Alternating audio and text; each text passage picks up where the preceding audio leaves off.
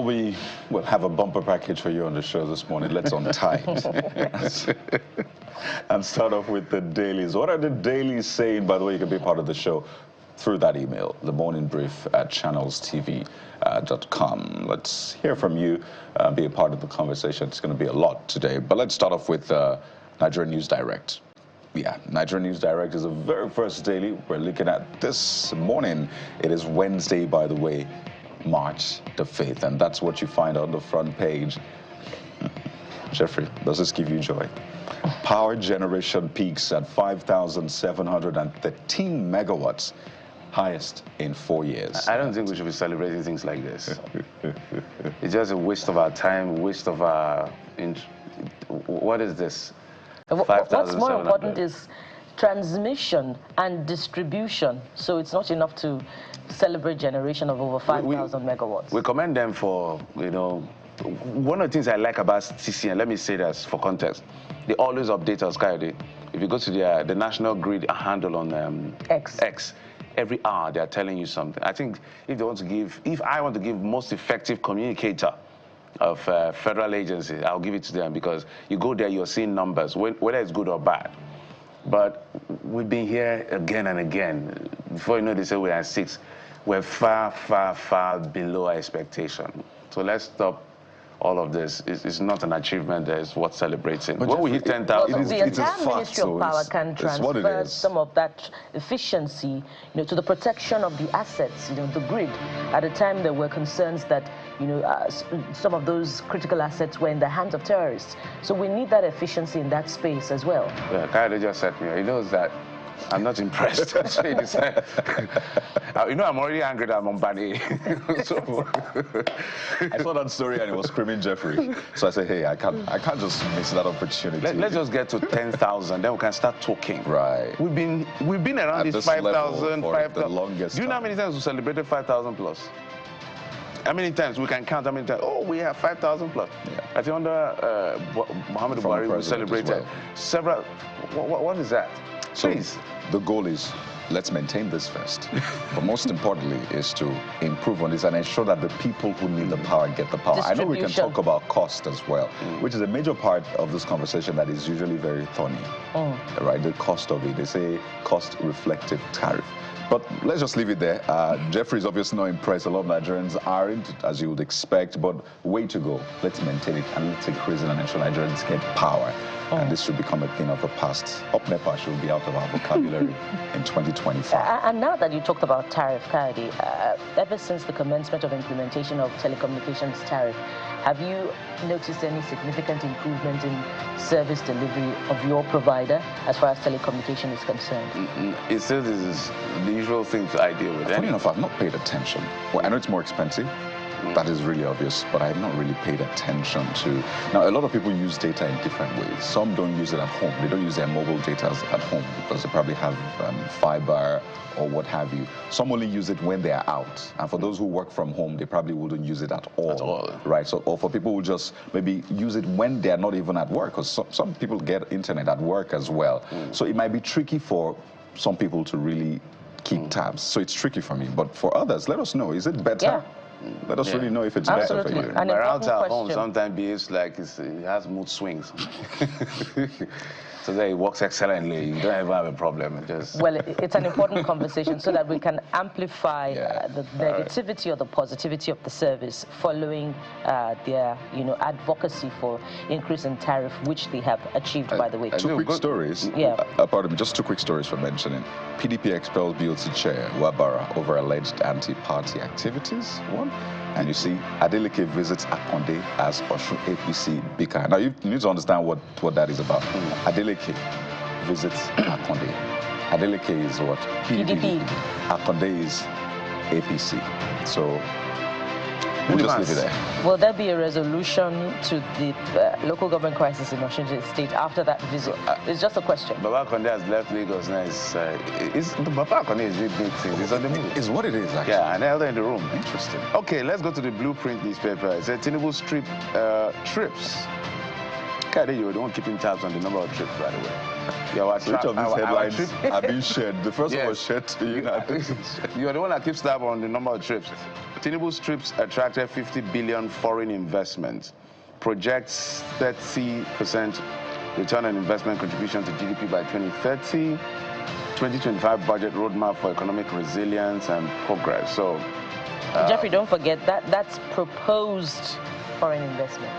We don't actually have it in terms of tangibility on the ground at home yet. It's attracted. That means there's an agreement, or there's an understanding, or there's a pledge. Not that things they've opened shop. Perhaps that's what he's talking about. As we speak, the value of our GDP is less than 200 billion, if I stand to be corrected, but it's about that because of all the things that's going on. Maybe when we rebase, it can go higher. So if we want to do the 1 trillion by 2030, we should be aiming double digits. We're doing single digit now, 3 point something. Maybe by this year, if we do 4, 5, then there's hope somewhere. Well, perhaps. Let's also talk about the positive sides to the conversation. The Ministry of Trade and Investment is very high on optimism as far as industrialization and digitalization of trade is concerned. So there's a lot of work going on apparently, but there's a difference between effort and results. So we're looking at the contribution of that ministry in terms of the measure to GDP over a long period. And trust us, we're going to keep tabs on that space and see how it's going. Because one of the things I thank God you mentioned it. I've always talked about effort versus result. I know effort leads to result, but sometimes I just feel some of these government agencies and ministries and ministers should just get the work done and come and report to us what they've done. I'll give you an example. Tunji Ojo, he just talks and he gets it done. That is how to. The things he has done is not perfect, but the things he's done, other ministers who have served in that ministry, it felt like it was not possible. Now he's done it. And it looks possible. And it looks possible. So how many are they now? 49 or 50 or 52? I don't know how many.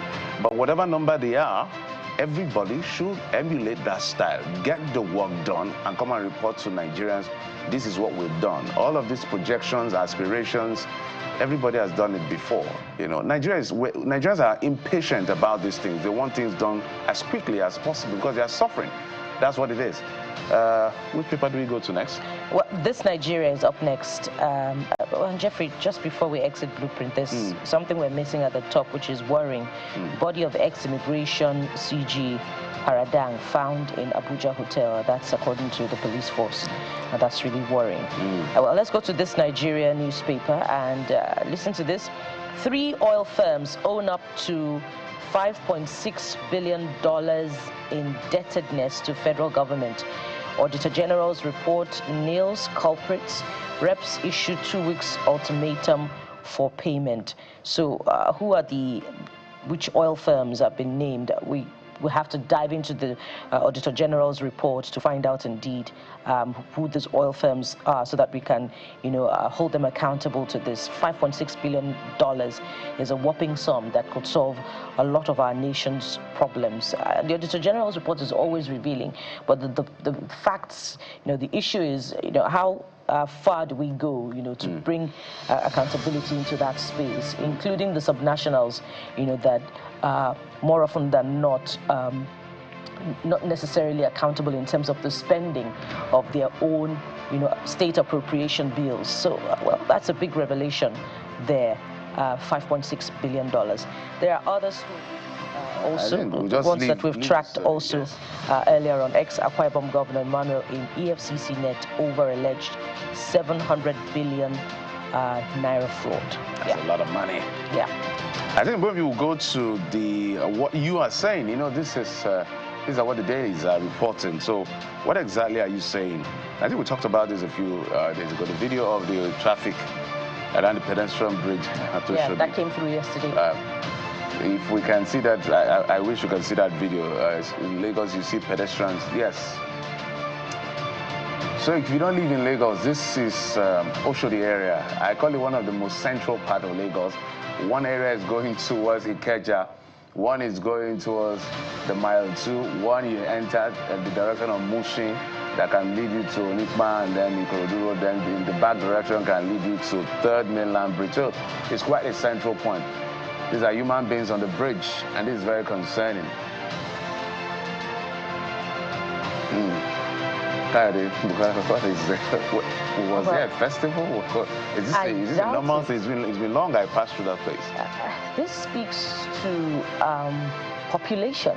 Yeah, particularly around that area. There's a main bridge that was closed, so this is the alternative bridge. So naturally, you should have the traffic split between the main bridge and this one. Maybe just few people use this one. So now that the main bridge is closed, everybody's besieging this particular one, and you can see how tiny it is. So that's what's responsible for this. I know the Lagos State government, the Ministry of Environment and Water Resources, acknowledged the challenges and said that, this will be sorted, and the government is already thinking of a way to address the situation. But hey, it is what it is. So what are you saying? We have trust issue. Interesting name, by the way. Who says, imagine telling your boss you came late to work because of traffic on a pedestrian bridge.